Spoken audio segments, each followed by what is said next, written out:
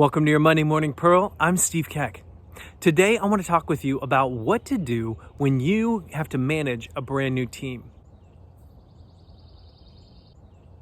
So often in our careers, we start with a brand new team, we get promoted, we get into a new job at a new company, and we get a new sales team. So what I want to talk with you about the next few weeks is how do you maximize that impact of your first few weeks as a new manager to get your team on board.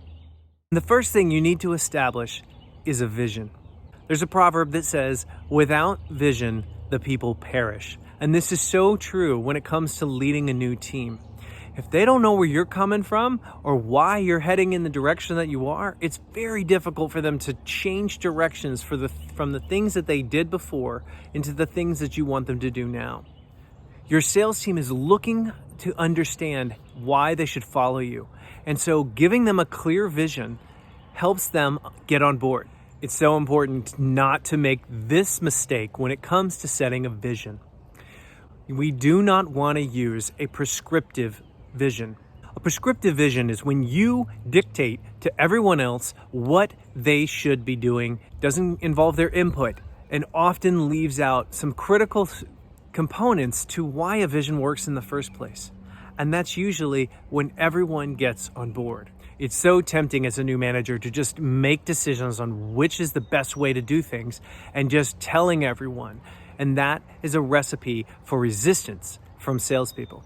So when you're establishing a vision for a new team, you need to be descriptive. You need to get them to describe what the vision is for why they sell the way they do. Allowing the team to design the vision does two things for you. One, it requires their buy-in. And two, it demonstrates your ability to listen. And once they feel heard, most people will reduce the resistance to the changes you're going to ask them to make in the near future. After I get my new team together, I typically start with these two questions. First, what benefit does our client get out of doing business with us? And the second question is, why are we better than any of our competitors? And inside the answer of those two questions, you get two things.